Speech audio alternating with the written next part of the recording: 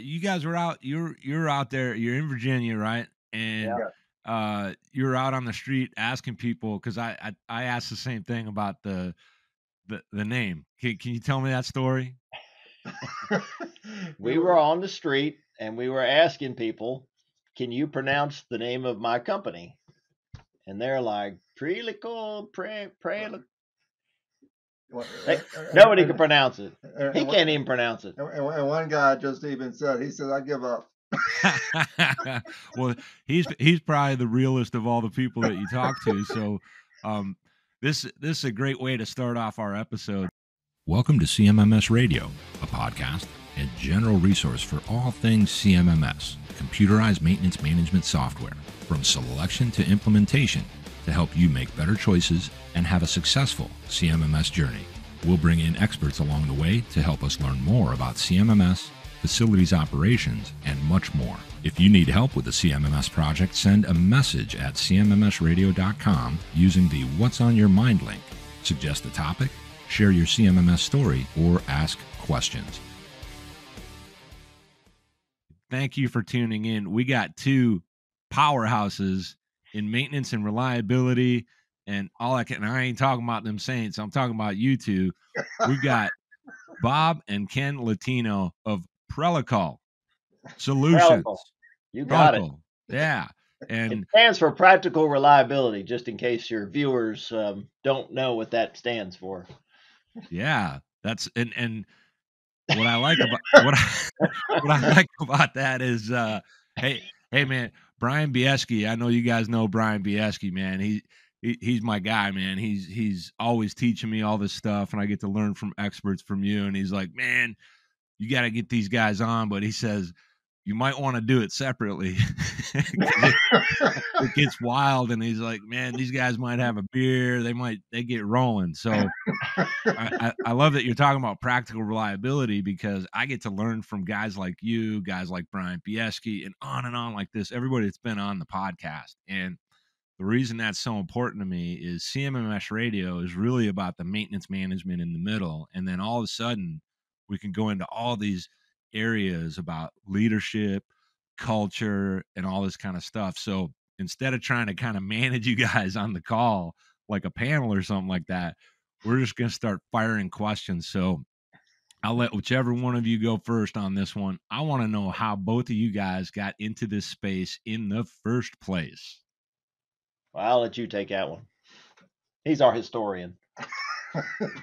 Because he's older. Yeah.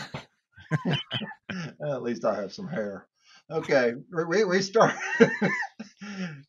we tell this story often because we think that it plays a role in why we are brothers working together. But in our early years, our father actually had started an R&D group in a company called Allied Chemical Corporation. And it was the first one in the country for an international conglomerate to focus in on reliability engineering in 1972. If you can imagine, it's 52 years ago. And that research focused on equipment, process, and human reliability. And I emphasize human because it's more relevant today than it was back then. But imagine if you're trying to start a reliability group 52 years ago, when the economy in the U.S., anything that was stamped made in the USA, you could sell it no matter if it was crap. So you're trying to put in processes to be more reliable and, to increase productivity, increase profitability. And nobody cared because they were making money off of making bad product.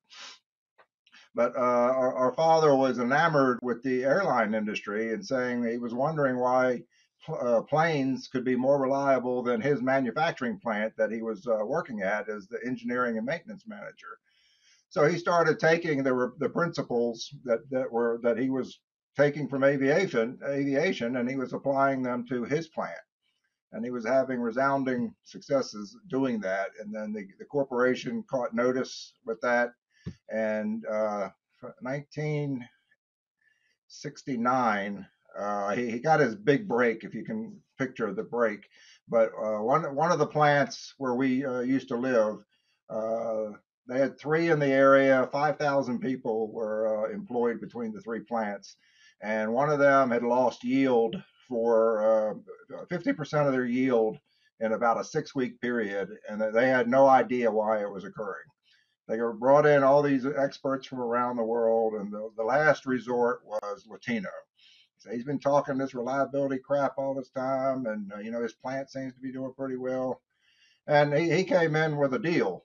While our name is Latino, it's often misunderstood. We're an insult to people who speak Spanish because we're Sicilian. So my family's from New York, and he had decided to make a deal. And he said, "This is what we call bold and outrageous, but it's also courageous." Is that he made a deal that if they gave his team a shot at troubleshooting that plant, that give them a year latitude, get the plant managers on board and out of the way, give them the support they needed, and if they were able to turn the plant around, then the corporation would would fund a research and development group for reliability engineering for the corporation.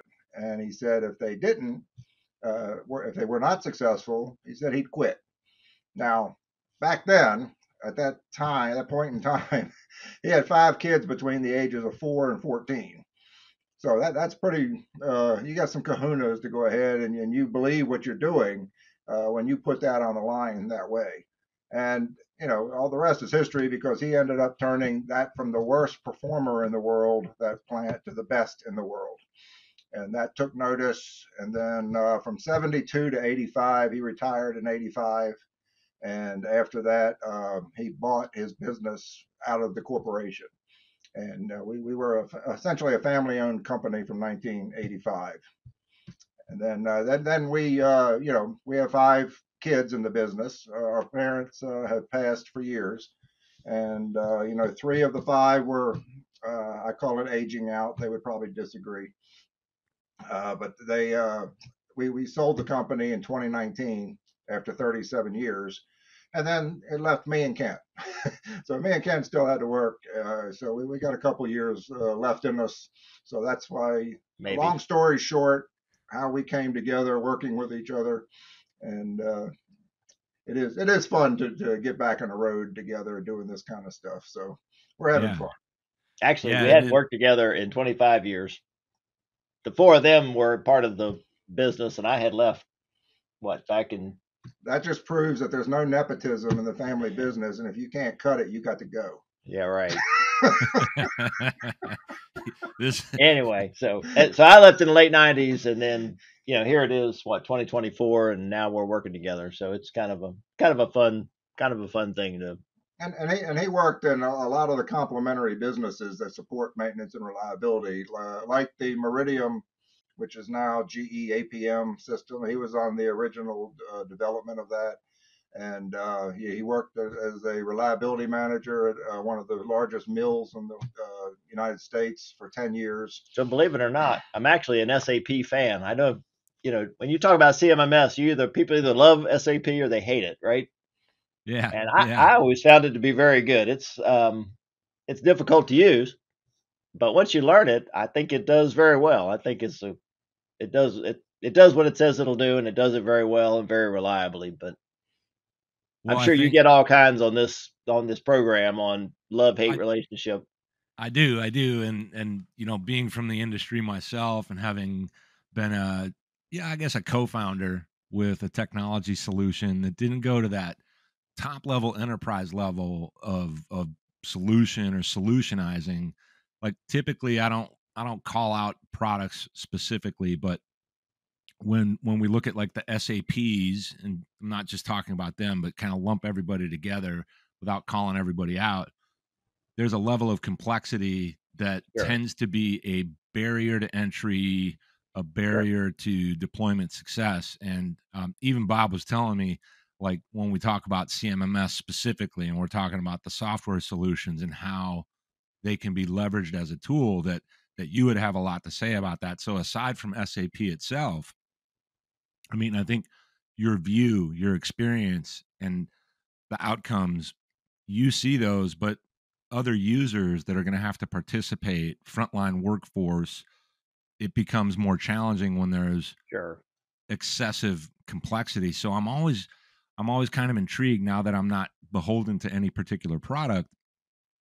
What are the real best practices when it comes to maintenance and reliability, maintenance specifically, and getting teams moving on any platform, regardless of what it is? And I think it comes down to two things, at least: ease of use at that level of interaction with the system, the frontline workforce, which is where you're going to get the data you actually need. So if you don't get that user adoption, you're destined for some form of failure. You can't get as far as you could have gotten with the technology. But I want to include both of you on this, because we were going back and forth on this subject yesterday with a post I put out.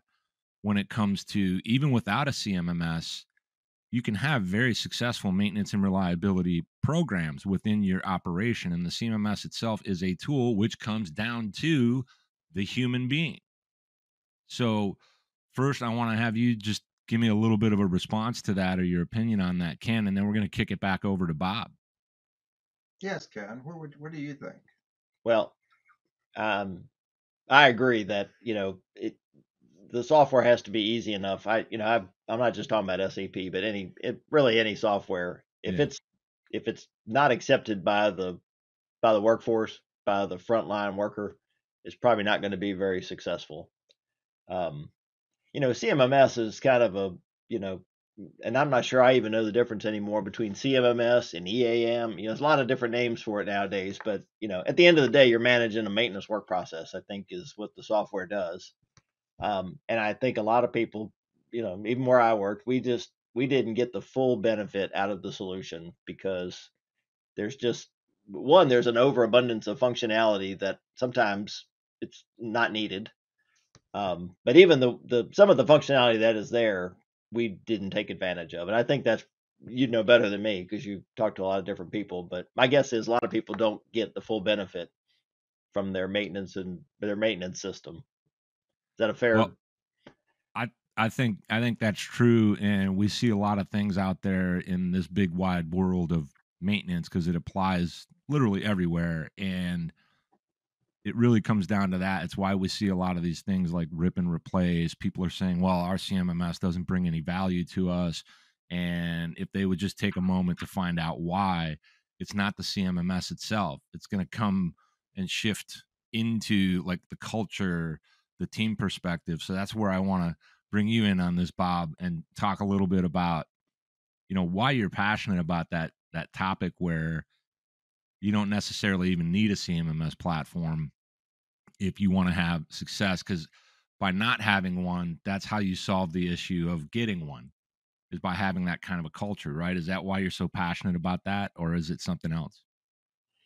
Well, I think if you look at it as a thing, the saying CMMS, I could substitute the word RCA for CMMS in the same way, RCA software, and because I'm a believer that the analysis is only as good as the analyst. So you can have the greatest tool, and but if it's not user friendly and it's got a lot of capability, nobody's going to use it.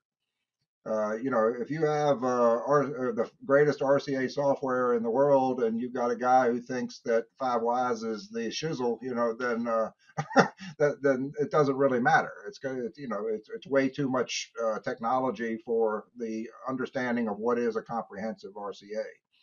He rags on me all the time, because I'm on the board of an organization called the Community of Human and Organizational Performance, and I spend that's a community. Is a lot of academics, a lot of research, but there's a lot of practitioners too. But I think that's what, even from the CMS discussion that you had and the RCA, is I think that's where a lot of people miss, is the human performance side. So I spend a lot of time in that, and he goes, you go ahead and talk your human stuff to these people. They seem to like hearing that stuff, man. But I said it, but not with that whiny voice. Yeah, and he was using other 4-letter words to describe my passion. So I think that when you're and I know you sat in on my presentation or my webinar, whatever day it Yeah. was, Yeah. and I had a lot more time to explain that. But it's not people don't cause the failures. People are let down by their systems. The failure is that the systems that they rely on are not. They're either insufficient, inaccurate, or non-existent, so that when they try to make that decision, these systems in there that they're using, maybe I'm using an obsolete procedure. We changed the technology and we didn't change the procedure. Or, purchasing got a deal on a new part and it's not like for the old part. So there was a change in the process. We entered a defect and, we ended up having a failure. So purchasing is getting bonuses and the maintenance costs are going up and nobody's drawing the correlation. So, it doesn't matter where you work. I spent 25 years doing this in hospitals as an example, is that, systems influence decisions and decisions influence outcomes. And I think that that's a lot of times people consider RCA, especially as, we go ahead and conclude that the part broke and we know how the part broke, but we go ahead and either blame the vendor or we change the part. We don't get down into understanding there's always going to be a human contribution to it as to, how did we operate it, how did we maintain it, how did we purchase it, whatever that case may be. But if you don't go in and dig out the roots of those systems, then you're just going to have it repeat somewhere else. I'm curious about that because this all of this plays a really big role in the overall concept of CMMS. If we're talking about maintenance management and maintenance culture and human involvement, and you can't really get rid of the people, and you need the right people with the right insights and experiences to inform these other modern shiny things with the AI and machine learning and the sensor monitoring, all good stuff, but good if it's used properly. And if the wrong insights are applied to that, you're off and running, you're off to the races, and then you find out later you've been running the wrong race. So I want to ask you both, when we talk about RCA, and for anybody that doesn't know what that is, it's root cause analysis. Is it possible or even likely that we, whoever it is applying these principles and they get really close to or even identify the true root cause, but they don't deal with that? They like get to the fringe and they start doing something different, maybe because to solve the real root cause is too big of a lift or too disruptive. I'm really trying to dance around that idea of, to do it right, you actually have to, in a sense, stop and do it right. And that's the most painful aspect of getting an organization on a path to continual process improvement. Is that a fair statement? Well, I'll give you my opinion. When I worked in a paper mill, we engineers are fantastic at getting down to the physical problem, right? Why that bearing failed, or why, just down to the physical reason why something broke or didn't break. We tend to be very uncomfortable when it gets down into, well, why did that happen? And we start getting into management systems, right? And nobody wants to touch management systems because, one, that touches the human being, and we get a little uncomfortable with that. But also, you don't want to, that system might be the system that your boss put in, right? I mean, it could be that now we're starting to, get into maybe leadership's fault, and people don't want to touch that, right? So engineers generally want to get down, okay, let's figure out what that physical cause was. Let's go fix it and let's move on, right? But and I think certainly Bob would agree with this. It's going to happen again, right? It's going to happen again if you don't get down to the system problem. And I don't think people do that. I just don't think it's not in your human nature to get down into the weeds like that. You have to have the right culture for it, and a lot of places don't have that kind of culture. But they can develop it, right, if they're willing to do the work. Oh yeah, yeah. And I'm gonna. This is just maybe my opinion, but I think it all starts at the top, right? If you're a leader, your top leader, your mill manager, your refinery manager, your plant manager, if they're not bought in, then we used to always use the saying, what interests my boss fascinates me, right? So, if your boss is interested in something, you're going to also be interested in. But if your boss, for instance, doesn't care about reliability or is not interested in what it takes to be reliable, then you're probably not either, right? You're probably going to be more reactive because Ooh, your boss that I mean, if your boss is, fix it fast when it breaks, how long is it going to take to fix it, right? Well, that's what you're going to do, right? right. You're going to fix it fast. I just heard something that I was reviewing last night, and Bob, I know you got a lot to say about this. You've been writing stuff down and everything, but real quick, I think we all know George Williams of Reliability X, Hmm. Sure. and I was Brian Bieski, who I mentioned. He hosts the Pledge Pros podcast. It's a upkeep podcast, Yeah. and I was listening to one of the episodes that I'd listened to before, but I wanted to kind of jot some things down and kind of put it into my head. Not for today, but this is really appropriate. So George was talking about kind of this similar topic, and um, I think that challenge where, say, for example, we've got this problem, we find the root cause, we really know what it is, and then leadership somehow finds a way to be okay with living with that, even though that's got a much greater cost to the business than spending the time and the money to invest in the people and improving that process or fixing that root cause. It's really weird. It's some kind of a psychological phenomena. I don't know if it's, maybe it's a bad leader. I don't know. I want to be fair and empathetic, but are they moving too fast at the top, so to speak, to take the time to learn what this really is and how this can make the much greater impact? Do they have a problem playing the long game? Yes. More. Sometimes, but it depends on the person. Because I mean, where I worked, I had great leaders, right? And they were bought in. And when you have that, and you know, you can do tremendous things, but it all just depends on the attitude of the person. Now, some leaders might be, hey, this is just a stepping stone for me to get to my next promotion, and and they probably are more short term thinkers. All right. Well, I want to touch back on what you were talking about earlier, because I think 2 or 3 times you've referenced the when we find the root cause. I've been in the game a long time, and I've never been involved in a case that had one root cause, and that's a misnomer, because a lot of people teach it that you end up with one root cause, and the reality is that there's a lot of things that happen in parallel on that given day. They combine, they converge to be able to cause whatever bad outcome there was. So if a leader believes that there's only one root cause, then that's all they're going to be looking for. And if you say you identified one root cause and there was 13, you missed 12. The chances of that happening are going to be much greater. But the point you were making about the leaders, a lot of times leaders don't know what their people are being taught in terms of RCA. That they have no idea that they're learning about physical roots, or the human roots of decision making, or systemic issues. So for them, writing a fat check is the goal, and I gave you training, and well, why isn't it working? uh, I don't blame as much the people that do poor analyses as I do the people that accept it. So Mm. when you're sitting there, most managers do not know how to assess the quality of an RCA.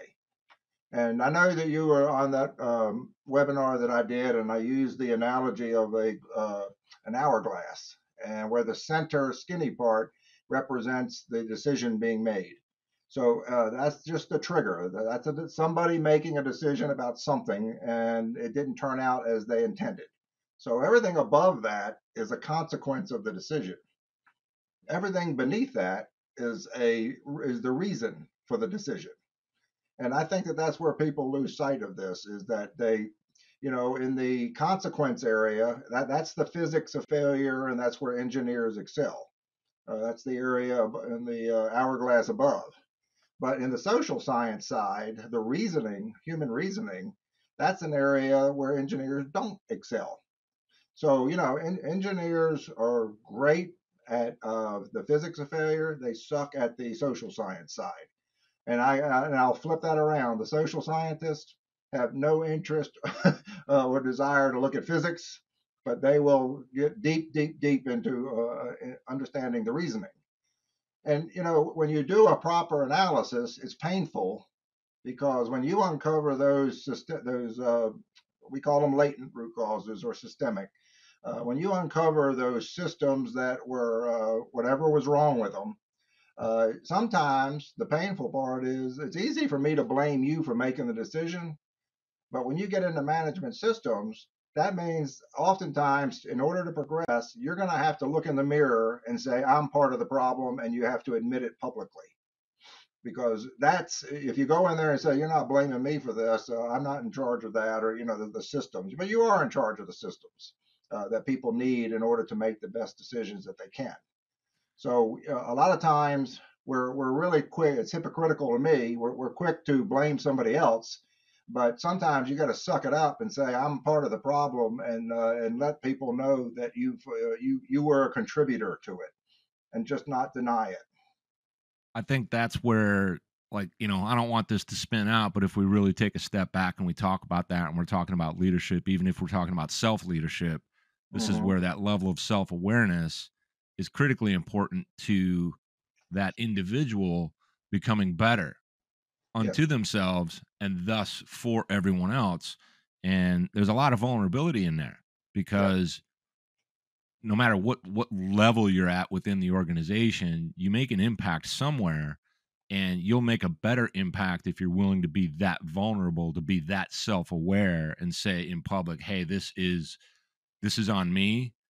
Let's work together. I want you to know I'm in this to win this, so give me all the feedback you can, unabashed, where I screwed up, whatever. I've worked with some leaders like that say, you know what, it might have been this person or that person, but I see an area where I could have made a difference ahead of that. And I see an opportunity to get in there and take some of that flack, Yeah. right? And kind of own up to it. And I think when teams overall, even an entire organization, see that and they know it's real, it has to be real, Mm-hmm. they somehow have a higher tendency or likelihood to be on board with and kind of work even harder, so to speak. I'm not talking about like working yourself to death, but like they'll allow their passion to start to influence the overall organization. That happens everywhere. I mean, it doesn't matter which part of the organization, which corner, which restroom, which area within the plant. I think that stuff, it's kind of kumbaya, but it works. It really is a real thing. And when that actually happens, you have to stop talking about it. You see it in motion. Is that a little too lofty, or do you guys think that kind of works? No, one of the engineers in our father's original group, his name is Bob Nelms, and when he spun off his company today, he's retired, but his company is called Failsafe Network, and he called it latent cause analysis, and his was much more of the social science side even than I get into, but it was about introspection. And I think that that's what you're talking about, is that when you get down to the bottom there, you have to don't just look on the outside of everyone else, but you have to look inward and say, how did I contribute to this? And Yeah. I think that doesn't leave you vulnerable, but a lot of more people are going to follow a person that admits that through introspection than that they will respect a person who just indiscriminately blames people for political purposes, because it doesn't. You don't really benefit. If I'm blaming somebody, then you're going to lead to a culture of people underreporting stuff to you. They're just not going to help you anymore. Damn So right. And blaming absolutely lacks influence in every way, shape, or form. yeah, well, I mean, if you also cut off to the ties to understanding why they felt it was the right thing, because it's all about sense making. If I indiscriminately blame you, I'm never going to know why it felt like it was the right thing to do, and other people are going to do it. Yeah. I like it. So Ken, what would you say if I just ask you generally, can you give me your own insight or perspective on the concept of the maintenance mindset? The maintenance mindset. It's not that human stuff; it's the other stuff. You know, I think most maintenance people, particularly at the front line, they want to do a good job, but maintenance, and I've always felt this way. It's a thankless job. When you're in a paper mill or refiner, wherever you work, it is so easy to blame maintenance, right? It maybe, that operator might have been running that machine beyond its design limits, but when it breaks, it's maintenance's fault, right? And that really does wear on you when you're in the maintenance organization. My boss once told me, he said, because we were doing really well, we weren't having a lot of failures, and he said, nobody's like thanking us for this, you know. And I said, just take the silence as thanks enough, right? Because you're always the first to blame. I used to, I was over the reliability group where I worked, so I had vibration guys, and we had dedicated oilers, lubricators, right?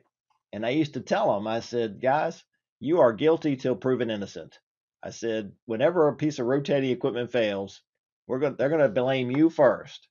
Because I was trying to had them do record keeping, right? We were introducing tablets, and didn't want to do it. And I said, this is your proof that you actually went to the equipment and you actually did your job. And because when they come to blame you, you can demonstrate that it's not your fault.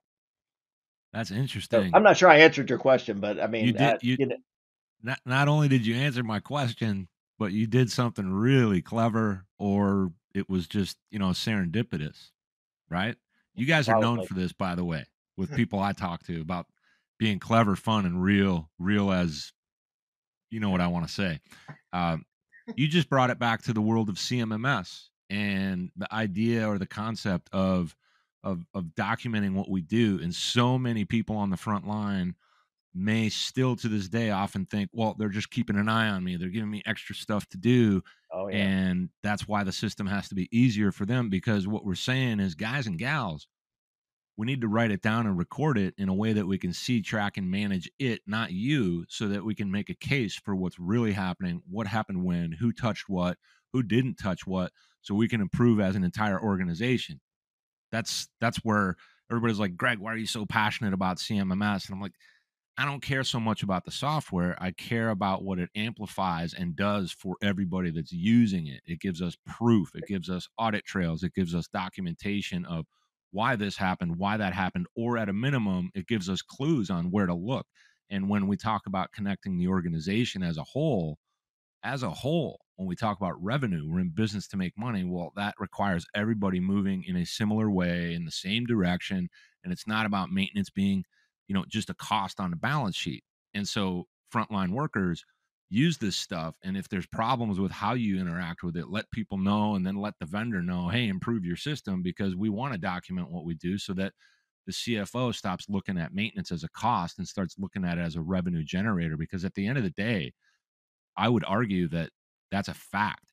And here's how I tend to prove it. And this is very general, very anecdotal. Let's stop doing maintenance for about a half day anywhere. Yeah. How long will it take to recover from that? And I would argue you might not recover from it. Yeah. One half day of zero maintenance whatsoever. How's that going to impact you Yeah. from a profit generation standpoint? I think what I discovered, when I worked in the mill was, if you're going to ask a frontline worker, maintenance, operations, whatever, if you're asking them to do something, particularly around recording data and that kind of thing, if you cannot demonstrate to them what you're going to do with that data, if they think they're just doing an exercise of, writing down data and nobody ever looks at it, nobody ever compile, they never see any benefits from it. So, you've got to be, I'll give you a case in point. We had people doing routes, right? We had tablets, and we wanted them going out and doing inspections on equipment. And they would come back and say, hey, that base bolt was loose, or, that guard was a little, shake. And I would tell the guys, I said, even though these are not the biggest things, we're going to go out and fix them. I said, because I want that guy to know that when he found something, it was important enough for us to go out and fix it. Ah, And that's how you get buy-in is, people see that what they're doing is actually adding value. yes. People bash hourly people and say, they're not our workers, they're not bought in, but that's not true. They just No, want to be able to add value and see that, that what they're doing is actually helping. People like to go to work and actually improve things. They really Damn do. right. I don't. 95% of them anyway. Well, I say that all the time because we're leaving other things that are critically important to us to go to this job and do this great work. We want to be known for great work. I mean, it's Yeah, different if you want some job where you're just phoning it in and you don't really do anything and all that kind of stuff. But the reality is, in a lot of ways, I find it to be really true across all of maintenance that this idea of vocation, that's about purpose, and people want to do it is.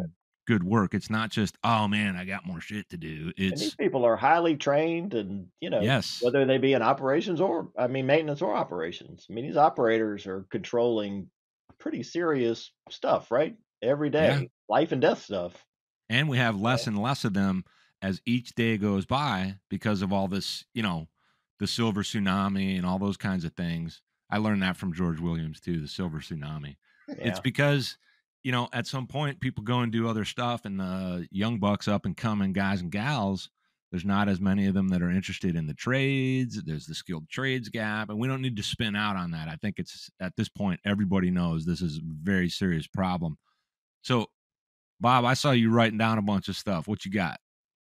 Well, I was tying the conversation about the CMMS and using it really as an evidence to support that what we're doing.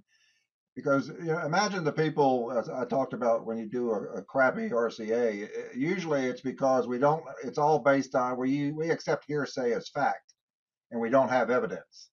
So if I have a hypothesis is that that we had a fatigue failure of something because of the lack of PMs being done, we would go to the CMMS system, or however they're recording it, to find out were they done, what was the proper type, frequency, and dose, and all that kind of stuff.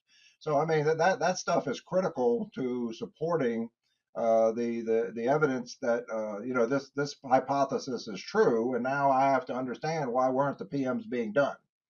Were they were they improper timing? The frequency was not right. The amount we put in should have been different because we installed new technology or whatever the case may be. But they're intertwined that way. The same way that the the CMMS has to be accurate. When you put in pump broke fixed, well, that's not a wealth of information to be able to do any analytics on. And the same thing, like I said, if your quality of RCAs improves and you act on them, then your reliability will improve because you'll go to the systems and keep refining the systems so that those decisions aren't made in the future. The better decisions will be made. And that's all calculable. I know a lot of people, when you talk about the measure of effectiveness, is not how many corrective actions that we did. It's the benefit that you got from doing them because Right. I can do 100 shitty corrective actions. They could be wrong. They could not be done. But what is the bottom line benefit I got from doing them? So Yeah, I think we can't measure success by a checklist that says it binary and it's yes or no. We did it. How effective was it? yeah, I think I participated in a survey earlier, and when I participate in these surveys, I'm not an actual company that has a plant floor, right? I talk to lots of different people, so I try to be mindful of that. And if I get options to select other, I'll explain a little bit. And I always hope those people that are running those research projects know I'm just trying to contribute to the context of what I'm answering. But one of the questions in there was about exactly what you were talking about, and I was trying to figure out of the choices, like things like mean time between failures, mean time to repair, and like if I had to pick just one that was really, really important, I was interested in, and I chose mean time between failures. I want to see the mean time between failures get wider and wider and wider because that would be, for me, at least at this kind of fledgling level of true understanding of maintenance and reliability. And I try not to pretend to be an expert. I leave that to you guys.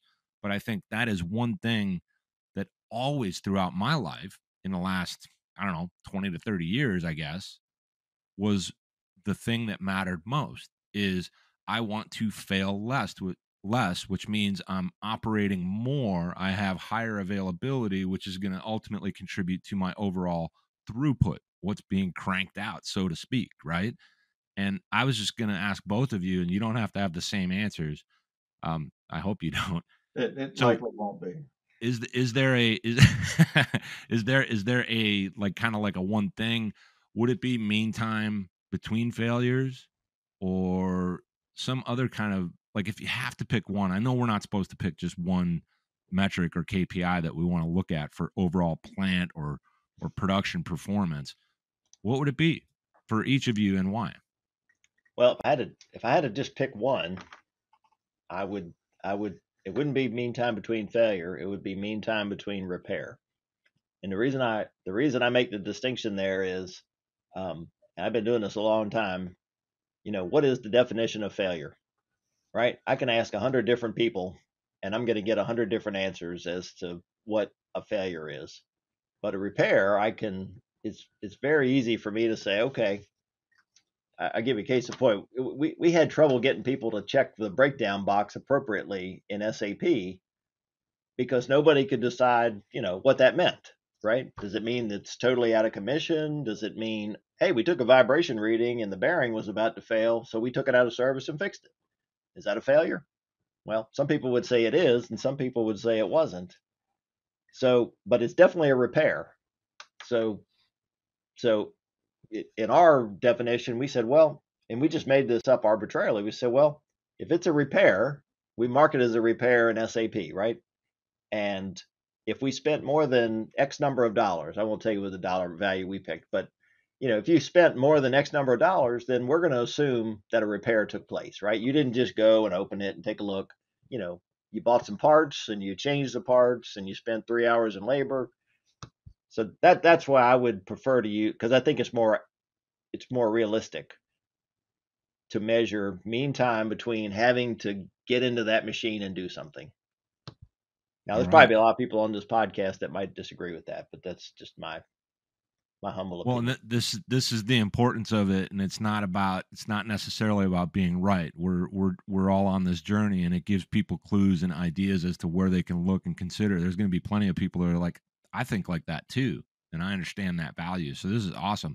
Now, But that's my reliability, but I'm gonna give you one more. Schedule compliance is the one I would pick for maintenance, all right, because that cool. affects, if you're good at schedule compliance, that means you're not having a lot of break-ins, you're not having a lot of emergency work where you have to stop what you're doing to go do that. So now that sometimes ties to the reason I said cool is because sometimes that's going to tie to um, the overall compliance that you might actually need to show and support for like regulatory commissions or things like that. I know you've got a lot of experience in the healthcare space, so that's going to be really important for that. Like if we're talking about something like JCO compliance. Yep, the Joint Commission. Yeah, love that. Some Now, surprise visits and what have you been up to? And you're like, whoa, shit, I don't have that ready. It's another Yeah. yeah, advantage. that's another interesting thing, is because this may be an older statistic, only be altered by COVID, but most people don't recognize that the third leading killer of all Americans is medical error. Over 1,000 people a day. And you don't hear it because it doesn't all happen at once. It's spread out all over the place. Yet, the Joint Commission that you're citing, the regulatory body that it doles out the CMMS, I mean the CMS monies for Medicare and Medicaid, which generally was about 40% of the income of a hospital, is that there's 6,000 hospitals in the U.S. and I think 99% of them are going to be Joint Commission certified, and yet the patient safety numbers continue to rise. I mean, the deaths due to medical error. So that's what I'm making the point as, compliance does not equal patient safety in that realm. So that's what I'm saying. Everything's not just a checklist in that realm. And you were talking.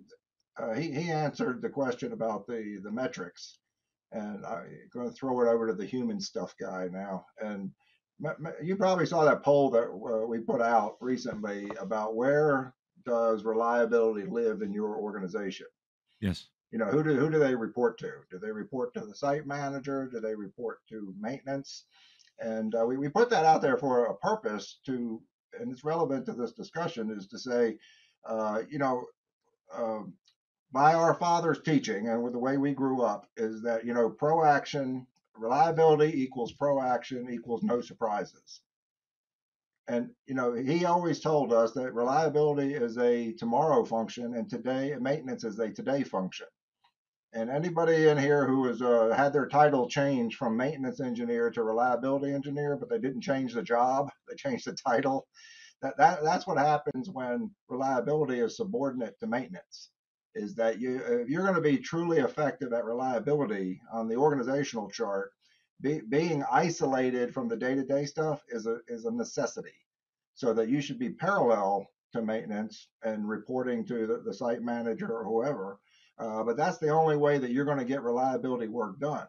If you're responsible for reliability and maintenance, then reliability is always going to play the back burner. It's always going to play second fiddle, and you're not going to get to do any of those opportunities because you are addressing today's stuff. That's why changing the title doesn't matter. And then the leadership around that is important because there's going to be leaders who their first questions they ask after a failure are going to be what? When are we going to be up? How much is it going to cost? Right. Okay. If you have a reliability minded leader, they're going to ask those same questions because they're fiscally responsible. But they're also going to say, how long is it? I mean, or what are we doing to find out why this happened so that it never happens again? So, there's when you're looking at the bosses who will say, fix it faster, fix it faster, fix it faster. And that's the measure of success. It used to take 4 hours. Now it takes 2.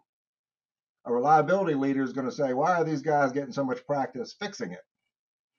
Because that should be what we're looking for is the reasons that they have to respond to these. So that's the difference in reliability when you're better at risk assessing risk than in the maintenance side where you're doing the reactive stuff where you're dealing with consequences, not risks.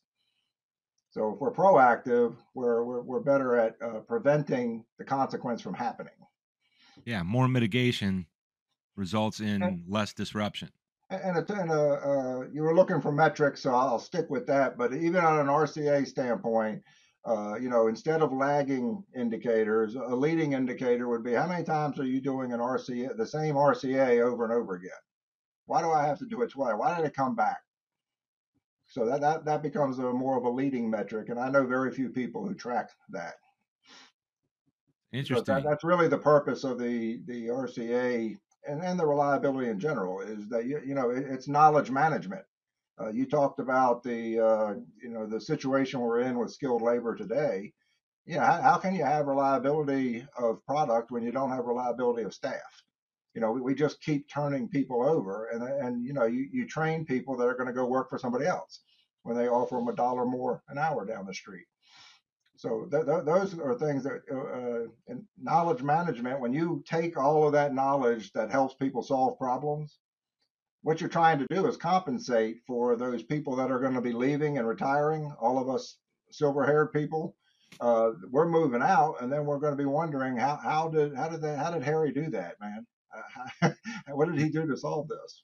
Well, and I that's one of the things I like about doing the podcast is because if in some way it helps somebody and it's a way to curate knowledge, I think that can be helpful for the people that are going to at some point get exposed to it. I think every company should have some kind of an internal documentation system of their own to curate this knowledge and create the bandwidth for those individuals that will at some point ride off into the sunset. And also, I think people within organizations, big or small, I don't care, they should take these senior personnel that have had these years and years of experience and put them with junior personnel. And what I mean is how much time they've been around and in the space, and get those collaborations going to learn from one another and document the whole thing. And when people say, well, I don't have time to sit through that, no, this should be part of LMS. And when I say LMS, I'm not talking about lubrication management system because I think that's important too. I've learned so much in the last year and a half about that. But I'm talking about the learning management system where you open up these avenues for people, and you need to make that available to them, and you need to have them participate, and they should have some form of, I don't know if we want to call it certification, but some kind of accolade that shows that not only they participated and consumed this, but something that turns the corner and have them kind of showcase what they learned. That becomes even more documentation. And then people might say, well, Greg, you're talking about creating this huge knowledge-based library that's not going to be super intuitive. Well, somebody's job needs to be to constantly curate that and stack it in a logical format. And you need to constantly revisit that. It starts to sound a hell of a lot like what you all do in true maintenance and reliability best practices. Is let's create, craft, curate, and present, and let's constantly revisit it. That's where people are asleep at the wheel. Like, well, we don't have time for that. And I say, that's your problem. Well, you know, we never seem to have the time and budget to do it right, but we have the time and budget to do it again. But with all the AI tools out there now, I mean, it's becoming much easier to do that. Yeah. no, I was just going to say, just getting back to CMMS here, if we actually use the system properly, right? If we went in and we created maintenance plans that were actually detailed enough where you could actually go do the job based on the maintenance plan, the task list was correct. If we could just get the bill of materials right so that, we make sure we at least put the right components back in the machine. And I think a lot of places run off of tribal knowledge because it's easy, right? We know we've got Billy Bob and he's been here for 45 years. So we depend on, whenever there's a problem, we call him and he takes care of it, but he's not going to be there forever. And that's where systems have to compensate in the future. And, so a good CMMS ought to be able to help us with that, right? We ought to be able to have good task lists and good maintenance plans and That's right. solid bill of materials that we can count on, drawings that are actually up to date and, give us the information that we actually need. Exactly. You look at what takes jobs so long. I mean, you go in and if you don't have a good bill of materials, well, now the planner's running around asking so-and-so, and what did we use last time? And we're looking at, previous history of what did we buy? And it's just so inefficient. That's just the little things of using these systems the way they were, with the capabilities that they have. Yeah. There's a gold mine there with the data that's being collected and how it can be utilized. Now, I want to be mindful of the idea that you got to be putting the right data in. And, you gave an example about, a 3 or 4 word response to something that gets done. We need to go a little bit deeper on that. We need to understand how much time was spent, what parts were used, where did we get those parts? And I always tell people for years and years, I'm like, I don't care what system you have. I really don't. But go in there and document things about an asset repair that are nuanced so that somebody can reference them. And then somebody somewhere in that organization keep an eye on that stuff. I mean, don't let it get buried under 2,200 garbage work orders. Keep people accountable because it'll really change things. I want to switch to a couple of other things. Kind of being mindful on episode length and the amount of time I'm keeping you guys away from beer 30. So, couple of things. I want to get to the fun question segment that I like to do on CMMS Radio for first timers. You guys are first timers here. But before that, you guys put out an announcement yesterday. And at least that's my first time seeing that announcement. And it has to do with what y'all are doing with the manufacturing game. Talk to me about that. Well, we're thrilled. I learned about the manufacturing game. Gosh, it's probably been 25 years. We've known the Lede family forever. We knew, I actually attended the first game and Winston actually did the workshop and, I just thought so much of it. And then I went to, when I worked in a paper mill, we actually, we trained about 800 people in the manufacturing game and it was tremendously successful. So, and of course, Bob has been involved with it for many years. He's known Michelle and Winston for a long, long time. June. It was interesting. Some history that probably nobody knows about, but Winston and my father were friends, and that he worked for DuPont and our father worked for Allied Chemical, which were competitors locally in the carpet fiber business. But they were both corporate, and our dad was reliability, and her dad was in organizational development at DuPont. So he came up with the game, which was a perfect match for emphasizing the why when it comes to reliability. So it was just a perfect match, and that was in the mid '80s. So I mean, it was a long time ago. Now, one thing I would like to say about the game, because it throws people off, people who've never heard of it, please don't think of it as a game, right? It is a game, and it's a game board, and it looks like a game, but it is a fantastic way to learn, right? I mean, I could talk to you all day about how to do planning and scheduling and how you eliminate defects and solve problems. I could bore you with 500 PowerPoint slides, or you could learn it yourself. You can discover it, and you almost feel like you're running a plant when you're going through this game. At least call it a simulation, because that's really what it is. Yeah, And it was based off of a simulation model that DuPont had made, and simulation models don't get anybody. It's not a sexy name. It doesn't get anybody excited. But they decided, I think we can execute this in the form of a fun board game. Yeah. I think what we bring to the mix here is that the game is great to learn about defect elimination, about doing planned work, planning, scheduling, that kind of thing. So I kind of say the game helps you with the why, why, and then coupled with what we do around reliability and root cause and some of those things, we're kind of the how, right?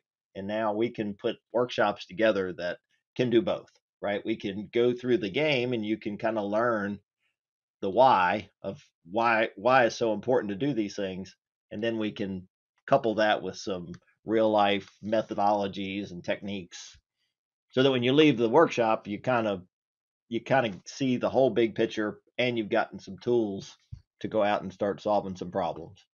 Yeah. Especially when you have young folks coming into the work industry now.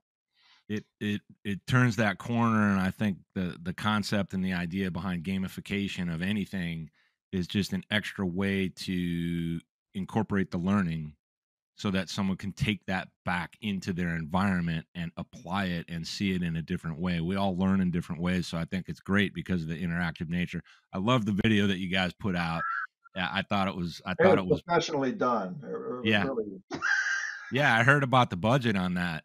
Just talking to someone, they told me it was a real budget buster. It was a 12-pack. Yeah. That's perfect. So fun segment. The fun question segment, I guess, is what I've been calling it lately. And since we got two people, this should be pretty interesting. So here we go. Number one, we're gonna start with Ken. Number one, what is your favorite music? My favorite music is probably heavy metal. I grew up in the '80s, so that was we can tell. Yeah. Yeah, I got you. There you go. Yeah, same barber. Remember that when you're insulting all the bald people. I don't know.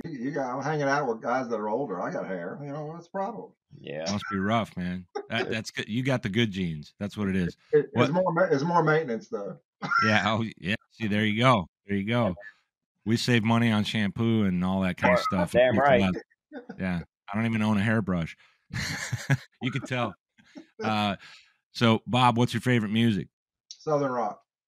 All right. All right. So we got heavy metal and Southern rock, which in a lot of ways are the same. So I like it. Two brothers. Very similar tastes. Next fun question. Ken, favorite sport or hobby? And if it's a sport, it doesn't have to be one that you play. It could be one that you like to watch, support, or talk shit about. Oh, hands down well, for me, it's football. All right. NFL?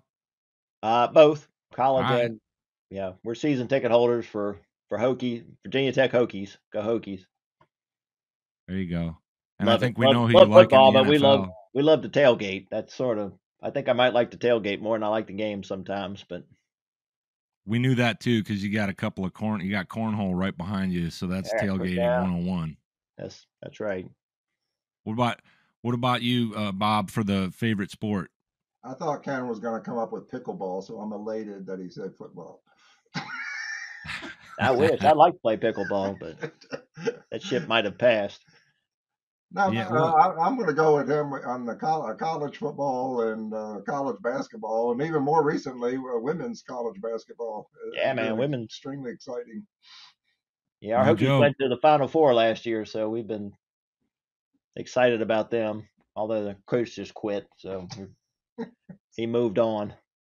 Now, we like a quitter when you're quitting a bad habit, but we don't like it when you're quitting something good. No, not when you're quitting Yeah. something good. Well, now we're going to get to the biggest fun question of all. And I'm going to let you guys hash this out together. I would like your mutual perspectives, philosophies, and thoughts on the concept or idea of work life balance. Go.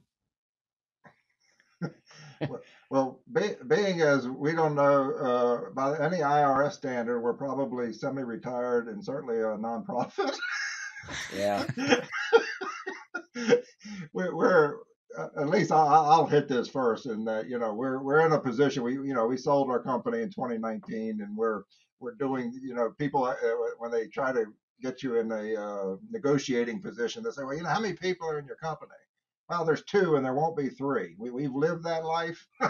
And in my case, with the family business, we ran that for 37 years, and we wanted to get back and do the work and not have to do the back end stuff and just have fun traveling together. And we don't want to work all the time. We want to work on projects we like to do with people we like to do it with, and we're fortunate to be in a position to do that. I used to tell the guys who work for me, I would be like, let's not be clock watchers, right? We don't have to go home at 4:30. You don't have to wait till 4:30. So I'd tell them, hey, if it's 2:30 and you don't have anything to do, go home, because there are going to be times when you're not going to go home, right? So the work life balance is very tough when you're in an industrial plant, right? There's a lot of things that are going to occupy your time, right? A lot of surprises that pop up, particularly if you're highly unreliable, right? But this is to managers out there. Somebody doesn't need to be sitting at their desk till 4:30 if they don't have to be. If they don't have anything to do, tell them to go home, right? Because there are going to be times when they're going to be needed, and you know, it's just an environment that we don't have to be clock watchers, right? Yeah. Yeah. If I can reciprocate that question to you, Greg, what would you say? Oh, wow. Yeah. It's one of those Am I allowed to do questions. So, No. that? yeah. Yeah. So, my perspective or philosophy on work life balance is first and foremost, it's defined individually. It also has a lot to do with circumstances and the ebb and flow of what happens in day to day life. So at this point, and this will change again, it'll go through an evolution constantly. I think it's how you want to and need to define it. So I think work and life really do go hand in hand. They're very difficult to separate. And when we're talking about this concept of work life balance, we're trying to treat our work and our lives as separate. And I don't see how that's really truly possible, but at the same time, I think what we're really trying to do is make sure we do work that we love, that we can thrive at, where we can make a difference. And I think our family shouldn't have to suffer the consequences of our work issues, complaints when we're really, really busy. But this is also how we make our way through the world. So I think you just have to kind of learn how to play that idea of a balancing act, but it's gonna have peaks and valleys. So perspective, I think, is what matters most when you're trying to attack that big, big, big lofty concept of work life balance. I don't know if it's a real thing or not. I think it's up to you. So Yeah. I think life is short, and you gotta, you do have to have some balance there. When I was younger, right, we were on the road all the time and away from family 80% of all the the time. time, and that it wasn't healthy. It's not, and I see a lot of young guys doing it today, and I sometimes think, man, if you could only see what I see, 30 years later, yeah. Well, you don't have to go on every one of those trips. Probably, you probably don't have to, leave on Sunday every single time, and Hey, so one one of my best friends that has left this world that I built a couple of companies with, man, he was knocking down 18-hour days every day. And I'm talking about work, work, work, work, work, work, work. And I get it. And I was like, man, I'm so thankful that he does that, but I'm so sad that he does that. And I bitched at him time and time again. When it's all done and you don't have all this work to do, you're not going to know what to do. And I remember trying to encourage him to go play golf every day when we sold the last company. And he wouldn't do it. He felt like he needed to work. And I was like, man. And then I had the same thing happen, where not quite the same, but like where it was like, what's my work that I got to do? And I had that lull for a couple of years. And that's why I started the podcast, because it's like, I want to do this. So I'm going to work at this because I love it. But man, it's a weird thing. You get all kind of different answers. What were you thinking of my answer there, Bob? No, I think and I expected that we would be along the same lines on that. A quote came to mind as we were having this discussion from our father, but he always told us, he says, reliability is not a job, it's a way of life. And that's true. And that I've made comments on other webinar type of things where, that uh, I've always been. We were brought up to always look at the proactive side of things, and you could always be able to foresee things that would happen, and that even through school and even through living with our father for that long. But certainly when you get into workplaces and you're saying, why can't people see what I see? Why can't they foresee these hazards and these risks? And all they seem to do is get better at fixing it. We get better at reacting, and we don't get that. We're not refining any skills in proacting. And I that a lot of times it's a curse to be, because you're constantly thinking, why don't other people see this when it was so normal for us to grow up that way? And it's been a trial. We even make fun, as sad as it is. Our father was doing this 52 years ago, and we're still doing the same thing we were 52 years ago. And it's still not catching on. That human element, and he was so far ahead of his time with linking the systems and the humans to bad consequences. Is Yeah. that people today have a difficulty in what reliability is, and whether human beings are a part of that. Human reliability, and Yeah. that's it. I'm going to make a sad statement. You tell if you agree, but I think we've actually gone in reverse. I think that reliability is getting worse, and over time, that we don't see these systems getting better. And a lot of the time, it is human based. It's the perception of people's as leadership. Am I a proactive leader, or am I a But leader who is a crisis manager? I know we're about out of time. We're probably out of time, but the only thing I would say is, that people are very busy. You go into a paper mill or whatever, and there's this much work to do. There's tons of work to do, and there's less and less resources to do that work. So I get it. It sometimes it's easy to say we want to be proactive, but it's just so much going on. And one thing that my dad always did say is, reaction always takes precedent over proaction. So when there's a piece of equipment that's broken, you're not thinking about proaction, right? You're thinking, hey, I got to get that thing up and running as quickly as I can. I got That's right. You managers can't calling let me, that I fire got burn. people from corporate calling me. You know, it's just a Yeah. lot of pressure. And, frankly, I think, being proactive is maybe not innately a human thing, right? We tend to thrive in reactive environments. It's Yeah. just hard to do. And it doesn't help when your leadership is turning over every 2 to 3 years. So why am I going to implement a 5-year culture change thing when I'm not going to be here to get credit for it in a couple of years? I've So got a solution for that. So this comes all the way back to the work-life balance kind of perspective, and it all starts to kind of blend together because it's perspective. And you talked about a way of being in the world and our worldview and how that comes to bear and how the rubber meets the road. And I love this stuff. And I would say from a leadership perspective, even, I don't care if you're even in leadership, just any of us, we're kind of supposed to go into places and do our jobs and do the work we want to do and achieve outcomes. And we're supposed to leave places better than when we showed up. That gets really hard to do because we start to focus on the wrong things. And I'm not saying I'm right that it's wrong. What I'm saying is that's kind of an unwritten thing. And I think it goes back to a time and an era, maybe your father's time and era, and we want to try to carry that forward. And it's hard to do because some people would say, well, that's a bunch of hogwash. I'm over here to get mine.